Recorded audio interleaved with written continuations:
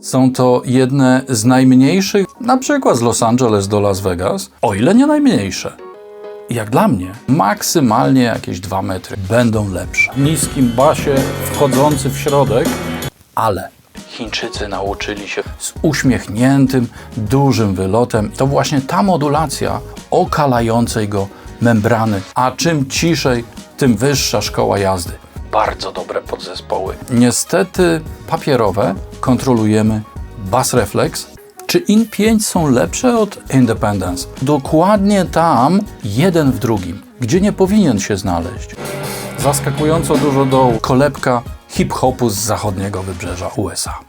Poza tym umówmy się, to mówiłem ja.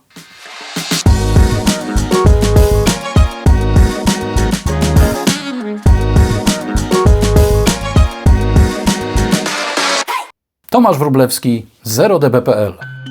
Tylko tutaj co tydzień znajdziesz nowe testy, porady i prezentacje najciekawszych technologii z zakresu produkcji muzycznej. Byłem kiedyś w Independence. Jeśli w ogóle można to nazwać miejscem, w którym można być. Miejscowość ta znajduje się przy drodze, którą przemierzają osoby chcące przejechać na przykład z Los Angeles do Las Vegas, przy okazji chcący liznąć trochę wschodnio-kalifornijskich klimatów i zahaczając o Dolinę Śmierci. Przy tej samej trasie, jakieś 30 mil na południe, znajduje się Lone Pine, a obie te miejscowości wraz z najwyższym w Kalifornii szczytem Mount Whitney tworzą trójkąt prostokątny, w obszar którego ściągają miłośnicy skalistej pustyni, wspinaczki i klasycznych westernów. Zresztą w Lone Pine znajduje się motel, gdzie nocowały największe gwiazdy kina spod znaku konia, kapelusza i rewolweru, a po drugiej stronie ulicy jest Muzeum Westernów. Bywając tam kilkukrotnie, zakochałem się w tym miejscu i do dziś mam związane z nim wspomnienia. I może dlatego tak lubię produkty firmy Kali Audio, bo cała ich filozofia oparta jest na swoistej promocji tych miejsc środkowo-wschodniej Kalifornii i miejscowości rozsianych po zachodniej stronie Doliny Śmierci. Seria LP to skrót od Lone Pine. IN odnosi się do Independence, zaś WS to Watts, czyli obszar na południu metropolii Los Angeles, kolebka hip-hopu z zachodniego wybrzeża USA. I choć monitory IN5 są produkowane w Chinach, to jednak projektuje się je, testuje prototypy i generalnie nad nimi pracuje w Kalifornii w firmie Kali Audio. Są to jedne z najmniejszych znanych mi trójdrożnych aktywnych zestawów bliskiego pola, o ile nie najmniejsze, a już z całą pewnością najtańsze. Zawsze miałem pewne obiekcje związane z zestawami trójdrożnymi w bliskim polu. Owo bliskie pole zakłada, że głośniki znajdują się w bezpośredniej bliskości naszych uszu, maksymalnie jakieś 2 metry od nich. Chodzi o minimalizację wpływu odpowiedzi pomieszczenia na sygnał docierający do nas bezpośrednio z monitorów. Dlatego też w bliskim polu nie gramy zbyt głośno, żeby różnica między sygnałem bezpośrednim a docierającym z pomieszczenia wpasowała się gdzieś w te okolice, gdzie te ostatnie, czyli sygnał z pomieszczenia, możemy zignorować. Nie forsujemy też najniższych częstotliwości, bo i tak długość ich fal będzie większa niż nasza odległość od źródła sygnału. I w sumie najbardziej istotne, nie eksponujemy przesadnie pasma wyższego środka, bo nasze uszy są na nie szczególnie uwrażliwione przy każdym poziomie ciśnienia dźwięku, a czym ciszej, tym bardziej. Ale monitory dwudrożne są relatywnie tanie, mogą być nieduże i zazwyczaj są bardzo wygodne. Niestety zaimplementowany w nich podział częstotliwości znajduje się często dokładnie tam, gdzie nie powinien się znaleźć. W krytycznym punkcie podziału podstawowych tonów muzycznych i ich tonów harmonicznych. Gdy słuchamy muzyki jako gotowego produktu, nie jest to rzecz zbyt istotna. Dobór parametrów zwrotnicy wręcz determinuje brzmienie samych monitorów. Oto co przetwarzają poszczególne elementy typowego zestawu dwudrożnego. Bass Reflex,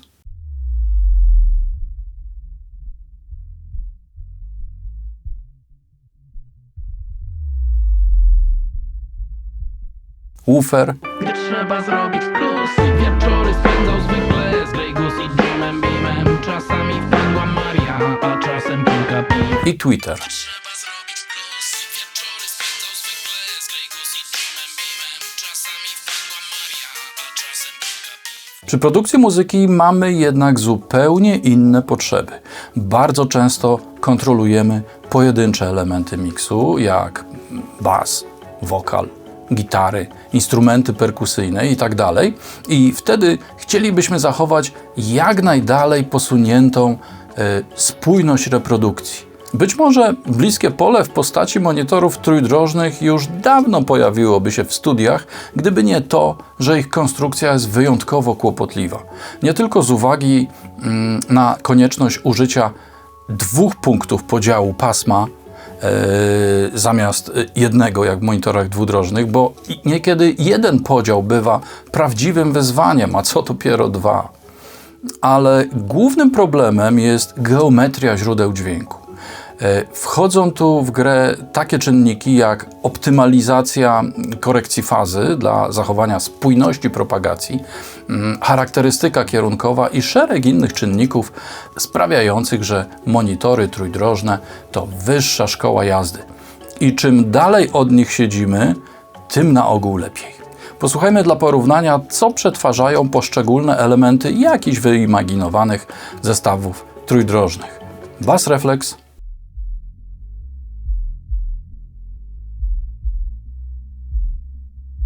woofer,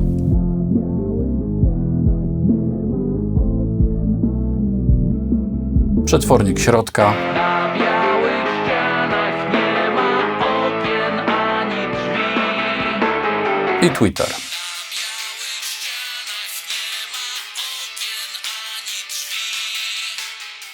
I tu mała uwaga. Często dla przetwornika niskich tonów używa się określeń woofer lub mid-woofer, jeżeli gra w zestawie dwudrożnym. Wobec przetwornika wysokich tonów można się spotkać z nazwami driver, tweeter, a nawet gwizdek. Dla głośnika odtwarzającego tony środkowe najczęściej spotykaną nazwą jest mid-driver lub bardziej po naszemu, choć w nieco dłuższej formie, po prostu przetwornik środkowych tonów lub średnich częstotliwości. Panowie z Kali Audio rozwiązali wszystkie problemy zestawów trójdrożnych 2 odważnymi posunięciami. Zastosowaniem współosiowego przetwornika środkowych i wysokich tonów oraz rozbudowanego DSP współpracującego z 3 oddzielnymi wzmacniaczami w klasie D. Mamy zatem 5-calowy woofer grający do 280 Hz, 4-calowy mid-driver obsługujący wszystko powyżej aż do 2,8 kHz i 1-calowy tweeter grający od 2,8 do 21 kHz, a nawet wyżej. Istotne natomiast jest to, że te 2 ostatnie umieszczone są jeden w drugim, co ma swoje wady i zalety, ale w tym wypadku zdecydowanie więcej zalet. Z rozwiązaniem problemu geometrii źródeł na miejscu pierwszym.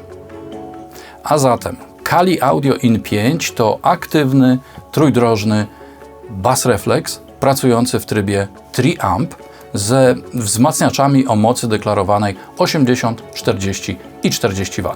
Membrany woofera i mid-drivera są papierowe, a 1-calową kopułkę wykonano z materiału i osadzono w krótkim falowodzie, redukującym modulację emitowanego przez niego dźwięku drganiami okalającej go membrany przetwornika tonów średnich. W przypadku współosiowych głośników typu woofer plus tweeter to właśnie ta modulacja jest ich największym problemem. Robiąc konstrukcję koncentryczną z przetwornikiem tonów środkowych, którego membrana ma bardzo niewielkie wychylenie, praktycznie unikamy tego typu kłopotów. Bass Reflex ma typową dla Kali Audio konstrukcję z uśmiechniętym, dużym wylotem i zakrzywionym wewnątrz tunelem, co kompensuje niewielką głębokość obudowy. Sygnał możemy doprowadzić symetrycznie lub niesymetrycznie, używając gniazd XLR, TRS oraz RCA. Wspólny dla nich regulator czułości ma wyraźnie wyczuwalny punkt środkowy, w którym monitory oferują deklarowane przez producenta parametry ciśnienia SPL przy sygnale o wartości nominalnej. Rzecz dość istotna przy kalibracji systemów monitorowych, na przykład do pracy w trybie dookolnym. Poziom sygnału wejściowego, a w konsekwencji głośność monitorów można zmniejszyć do zera lub wzmocnić o 6 dB. Wejściowe poziomy nominalne są standardowe. Tak zwany konsumencki niesymetryczny minus 10 dBV i tak zwany profesjonalny symetryczny plus 4 dBU. Umieszczona wyżej bateria mikroprzełączników pozwala ustawić różne tryby charakterystyki brzmieniowej, niekiedy sprawdzające się w ustawieniach monitorów w warunkach innych niż wolne pole, czyli w oddaleniu od różnego typu elementów, które mogą powodować powstawanie lustrzanych źródeł dźwięku. Co ciekawe, ustawienia uwzględniają też sytuację, gdy monitor znajdzie się w pozycji poziomej, horyzontalnej, położony na przykład na konsolecie. Zwracam uwagę, że nie we wszystkich monitorach można tak sobie zmienić ustawienie wertykalne na horyzontalne. W niektórych parametry zwrotnicy i charakterystyki kierunkowe przetworników sprawiają, że w takiej konfiguracji robi się brzydka dziura w paśmie podziału, zwłaszcza gdy ustawimy zestawy driverami na zewnątrz i zwłaszcza gdy drivery są wstęgowe lub AMT. W środku mamy mikrokontroler ARM Cortex-M3, czyli w praktyce mały komputer. Jest też działający z próbkowaniem do 192 kHz przetwornik analogowo-cyfrowy Texas Instruments PCM1863 o zakresie dynamiki 110 dB oraz dwa scalone wzmacniacze Texas Instruments TAS 5805. Jeden do zasilania woofera w trybie mono, a drugi w trybie dwukanałowym dostarczający energię do midwoofera i tweetera. Wprawdzie ich moc deklarowana przez Texas Instruments nieco różni się od tej, którą podaje Kali Audio, jest mniej więcej o połowę mniejsza, ale nie bądźmy drobiazgowi. Dość powiedzieć, że konstrukcja jest na wskroś nowoczesna, wykorzystuje najnowsze osiągnięcia techniki cyfrowej, a do tego zaprojektowana i wykonana z gracją i elegancją. W zasadzie wszystkie funkcje, takie jak zabezpieczenia, podział częstotliwości, filtracja i korekcja fazowa realizowane są w domenie cyfrowej przez DSP. Wzmacniacze także są w pełni cyfrowe, pozwalając uzyskać ekstremalną wydajność i szybkość pracy. Zasilacz jest impulsowy i może pracować z napięciami sieciowymi od 100 do 240 V. To właśnie takie rozwiązania cyfrowe oparte na mikrokontrolerach pozwoliły zejść z ceną współczesnych monitorów do poziomów dotychczas niewyobrażalnych przy zachowaniu wysokiej jakości i funkcjonalności. To optymalizacja wykorzystująca najnowsze zdobycze technologii i choć niektórzy mogą kręcić nosem na to, że analogowe w tych monitorach jest tylko wejście i głośniki, to przecież zwykle chodzi o to, żeby uzyskać jak najlepszy efekt za rozsądną cenę. Poza tym umówmy się, Chińczycy nauczyli się wykonywać bardzo dobre podzespoły, zwłaszcza jeżeli chodzi o głośniki. Ich jakość naprawdę nie odbiega od wysokiej klasy głośników produkowanych w Stanach Zjednoczonych czy na przykład Europie. Ponadto nawet zakłady w Stanach Zjednoczonych i Europie wykorzystują do produkcji głośników podzespoły wyprodukowane w Chinach. Są tam zakłady, które się wyspecjalizowały w produkcji takich elementów jak na przykład cewki, membrany czy zawieszenia. Ale wróćmy do naszego IN5. Sama obudowa wykonana jest z MDF o grubości 15 mm, a płyta czołowa, jak to zwykle bywa w budżetowych monitorach, z tworzywa. Głośnik niskotonowy ma wytłaczany z blachy kosz i ferrytowy magnes, a zespół przetworników środka i góry został całkowicie odizolowany akustycznie od wnętrza obudowy. 5-calowy woofer osiąga przy 120 Hz maksymalną efektywność, która następnie opada powyżej 200 Hz z nachyleniem 6 dB na oktawę. Z podobnym nachyleniem zaczyna grać przetwornik tonów środkowych, zatem oba świetnie, wręcz po audiofilsku się uzupełniają, dając wyrównaną charakterystykę. Podobnie jest przy przejściu ze środka do pasma wysokiego, a to, na co koniecznie trzeba zwrócić uwagę, to znikome zniekształcenia harmoniczne tego współosiowego zestawu przetworników. Owszem, mamy niewielki spadek przy podziale środek-góra, ale pamiętajmy, że monitory pracują w bliskim polu i tak ukształtowana charakterystyka prezentuje się wówczas znacznie korzystniej z brzmieniowego punktu widzenia. Driver wysokich tonów ma mocno wyeksponowaną najwyższą górę od 14 kHz wzwyż. Na końcu pasma audio jest to nawet 6 dB więcej. To zapewnia uzyskanie swoistego otwarcia brzmieniowego, które w korzystnym akustycznie wnętrzu, czyli takim nieprzetłumionym, objawia się bardzo efektowną sceną przestrzenną. Popatrzmy na basy. Woofer zaczyna tracić efektywność poniżej 55 Hz, co jak na 5-calowy przetwornik i tak jest prawdziwym wyczynem. Bass Reflex jest wstrojony do 50 Hz i patrząc w górę opada łagodnie z nachyleniem 6 dB na oktawę. W tym samym momencie woofer traci efektywność z nachyleniem 12 dB na oktawę, więc okolice 65-70 Hz będą nieco szczuplejsze sonicznie niż częstotliwości 100 i 50 Hz. Ten mały dołek w tejże oktawie to naprawdę najniższa cena, jaką trzeba zapłacić za całkiem solidną reprodukcję dołu przy tych gabarytach monitora. Ponadto Bass Reflex lubi sobie pasożytniczo zagrać głośniej przy 630 Hz i drugiej harmonicznej tej częstotliwości, ale słychać to 20 dB poniżej sygnału nominalnego, więc nie ma o co podnosić rabanu. Charakterystyka wodospadowa? Służę uprzejmie. Tu ją widzimy na kombinowanym połączeniu charakterystyk woofera i Bass Reflexu. Dźwięk zanika bardzo szybko, za Bass Reflexem nic się nie ciągnie, więc może nie będzie takiego efektownego konsumenckiego tąpnięcia, ale basom z tego monitora można zaufać. Pod warunkiem wszak, że nasze pomieszczenie spełnia choć minimum warunków w zakresie czasu wybrzmiewania niskich tonów, czyli nie dłużej niż pół sekundy i w miarę równomiernie dla przedziału od 50 do 200 Hz. Popatrzmy jeszcze na działanie pokładowej korekcji w kontekście zniekształceń harmonicznych. Daje się zaobserwować manewry przy półkowym oddziaływaniu na niskie tony, pasmowym na okolice 400 Hz i znowu półkowe na wszystko powyżej 4 kHz. Zobaczmy, jak zestaw gra w poziomie z tweeterem do środka i włączoną odpowiednią filtracją. Pominąwszy niewielką różnicę w poziomie względem ustawienia wertykalnego, nie ma praktycznie żadnych różnic, poza nieznaczną manipulacją fazową przy pierwszym podziale. A jak wygląda charakterystyka przy ustawieniu horyzontalnym w odchyleniu 15 stopni od osi w kierunku środka? Żadnych pytań. Wszystko się zgadza.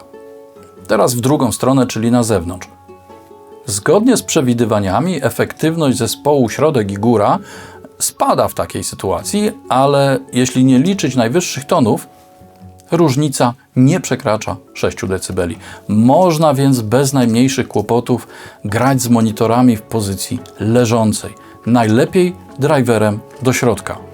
Ale jeśli komuś dźwięk wyda się zbyt jasny, to może nawet ustawić driver na zewnątrz. Całość zestrojono naprawdę bardzo dobrze i trudno jest tej konstrukcji cokolwiek zarzucić. Tym bardziej, że jest trójdrożna, 3 amp, niewielka i kosztuje relatywnie niedużo. Zawsze twierdziłem, że w bliskim polu lepiej jest użyć zestawu dwudrożnego niż jakiegokolwiek trójdrożnego z grupy budżetowych. Choć do czasów monitorów Kali Audio z serii IN takich się raczej nie produkowało. Zestawy trójdrożne od dziesięcioleci były budowane głównie z myślą o co najmniej średnim polu, głównie z powodów, o których wspomniałem wcześniej. W odległości około 1 metra od uszu realizatorzy na ogół nie chcą mieć mocnego i wyszczekanego środka. Co innego w odległości 3 metry i więcej. Tam czym więcej środka, tym więcej sonicznej prawdy. Zróbmy teraz niezobowiązującą konfrontację Kali Audio IN5 z kosztującymi mniej więcej tyle samo IF Audio SC205. Ustawiłem te pierwsze na tych drugich, ale tak, by IN5 stały na głowie. Chodzi o to, aby przetworniki wysokich tonów znalazły się jak najbliżej siebie. Dźwięk, który słyszycie, odbierany jest przez mikrofon, którego używam, czyli DPA 4060 o charakterystyce wszechkierunkowej, ale umieszczony jest on około 40 cm poniżej uszu, więc nie można traktować poważnie tego źródła dźwięku jako wiarygodnego punktu odniesienia. Przy takich porównaniach nigdy nie słucham gotowych utworów. Głośniki nie pokazują wtedy różnic, o które rzeczywiście mi chodzi, a poza tym komercyjne nagrania są robione tak, by zawsze i wszędzie brzmiały dobrze. Są zatem bardzo słabym wzorcem do jakichkolwiek porównań, zwłaszcza przy tym poziomie głośności odczuwalnej, jaki na ogół reprezentują. Dodam tylko, że już wcześniej konfrontowałem IN5 z moimi pozostałymi monitorami na drugim stanowisku, więc wiem, czego się spodziewać. Ale porównanie z SC205 idzie, że tak powiem, na żywo i dokonywane jest pierwszy raz. Kluczowe jest szybkie przełączanie się między odsłuchami i skupianie się na różnego typu detalach. Szumem różowym ustawiamy jednakowy poziom SPL dla obu par monitorów. Już 1 dB różnicy i zawsze te głośniejsze będą lepsze. Ja tu używam specjalistycznego miernika, ale może być to każdy miernik SPL, jaki zainstalujecie we własnym smartfonie. Sporo jest tych narzędzi na rynku, niektóre nawet bezpłatne. Jaki poziom? Przyjmuje się 85 dB SPL przy szumie różowym w całym zakresie, ale przy bliskim polu to jest bardzo głośno, więc raczej staram się utrzymywać między 70 a 75. To w zupełności wystarcza. Na co będę zwracał uwagę? Niewątpliwie istotne dla mnie są takie elementy jak precyzja przy przetwarzaniu transientów, wypełnienie w zakresie środkowych częstotliwości. Głośniki wyposażone w 3 przetworniki będą nieco bardziej eksponowały, więcej szczegółów w nich znajdziemy. To jest żywy bas zagrany kostką. Kali Audio ma większą rozpiętość, jeżeli chodzi o prezentację dźwięku, zaś SC są mocno skupione na dźwięku. W obu wypadkach mam bardzo dobrą kontrolę nad tym, co tu się dzieje. Dodajmy do tego subbas.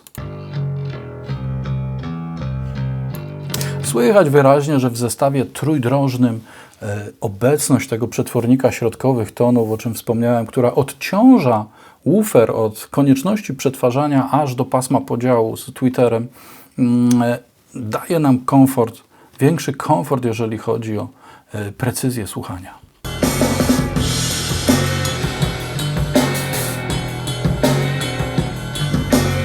Więcej góry, jest więcej góry w Kali Audio, zdecydowanie. Nawet trochę za ostra jest ta góra, jak dla mnie. I w audio grają wyważonym dźwiękiem. Nie jest taki otwarty, taki jaskrawy, taki kłujący. Sprawia wrażenie bardziej zbitego, ale jest zrównoważony. O Kali Audio grają ostro. Ale to w sumie dobrze, bo mamy kontrolę nad tym, co się dzieje, żeby teraz zapanować nad ogólnym brzmieniem i mieć pewność, że to brzmienie dobrze się sprawdzi. Trzeba będzie po prostu nieco skalibrować te monitory, jeżeli chodzi o przetwarzanie najwyższych tonów. Dodajmy do tego jeszcze jeden dosyć istotny dla tej aranżacji dźwięk. Taki w niskim basie wchodzący w środek.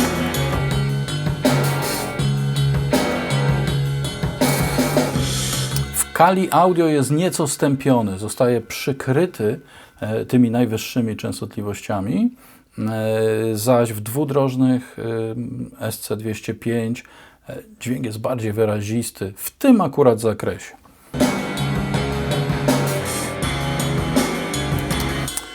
W SC205 mamy wrażenie, że ten dźwięk jest bardziej zbity. IN5 mocniej go otwierają. Wszystko zależy od tego, czego oczekujemy. Ja nie lubię takich mocno otwartych zestawów, zwłaszcza w bliskim polu, bo one troszkę rozpraszają. Co nie znaczy, że może się taki monitor nie sprawdzić doskonale na przykład w muzyce elektronicznej. To właśnie dla takiej muzyki takie monitory trójdrożne mogą się okazać znakomitym wyborem. Zaskakująco dużo dołu jest i tu. Trudno jest jednoznacznie powiedzieć, który jest lepszy. Może Kali Audio będą troszeczkę, jak dla mnie, zbyt otwarte. Ale to jest kwestia absolutnie osobista. Oprócz tego brzmią fantastycznie. Czy IN5 są lepsze od SC205? W przypadku monitorów i mikrofonów nigdy nie używam takich pojęć, że coś jest lepsze, a coś gorsze. IN5 są inne, według mnie nieco bardziej precyzyjne i lżejsze w zakresie 500 Hz, 3 kHz. Bo w końcu trójdrożne i niezmuszające woofera do operowania na tym właśnie polu sonicznym.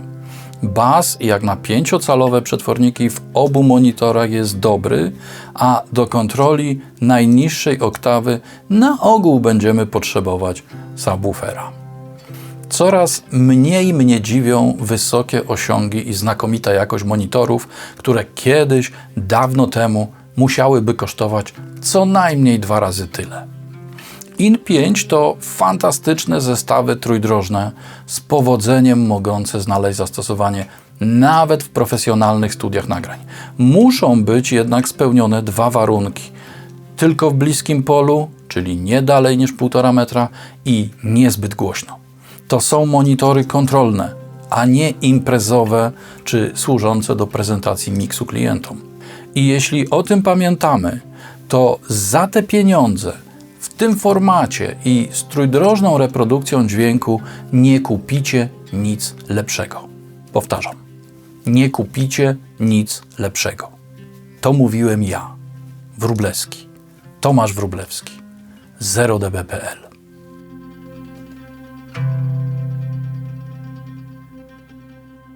Zachęcam do polubień i subskrypcji.